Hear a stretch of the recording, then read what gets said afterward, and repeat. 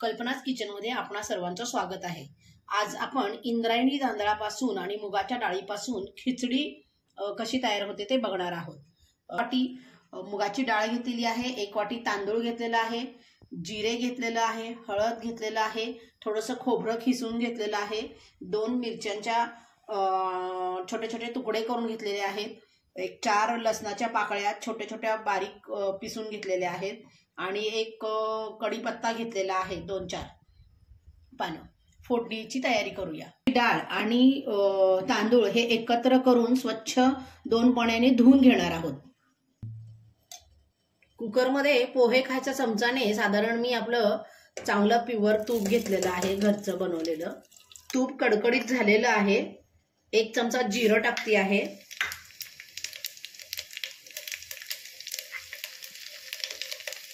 बारीक चिरलेलं लसण घालते आहे, त्यानंतर मी 1 अर्धा चमचा हिंग टाकते आहे, हिरव्या मिरच्यांचे तुकडे टाकते आहे, नंतर कढीपत्ता टाकायचा आहे मध्ये आणि खिसलेलं खोबरं टाकायचं, हळद घालायची अर्धा चमचा आणि लगेच धुवून घेतलेलं हे आपण धुवून घेतलेलं तांदूळ टाकायचं।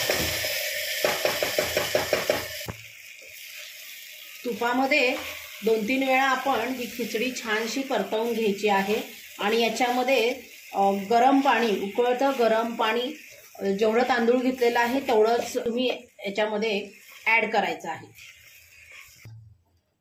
आपण या खिचडीमध्ये लागेल तेवढं पाणी आपण ॲड केलेलं आहे। गरम पाणी उकळलेलं टाकायचं आहे, म्हणजे खिचडी एकदम छान आणि पटकन होते आणि डाळ पण तुमची लवकर शिजून मऊ होते।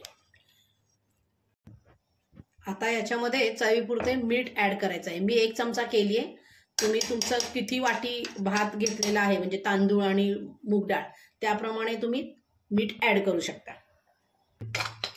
आपण आता कुकरचं झाकण लावून घेणार आहोत आणि 3 शिट्ट्या काढणार आहोत।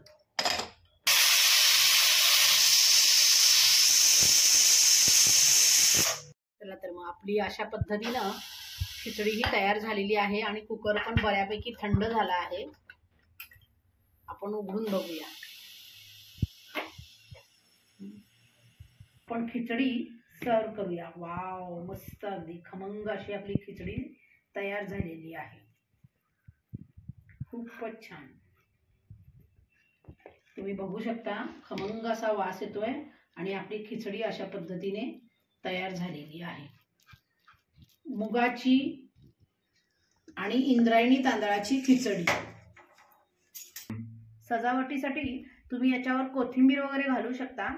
मी शेंगादाण्याची चटणी साईडला सर्व करते। म्हणजे ही सपक असते ना, अगदी आजारी माणसांना सुद्धा अप्रतिम, सर्वांना पौष्टिक अशी ही मुगाची खिचडी आपली तयार आहे।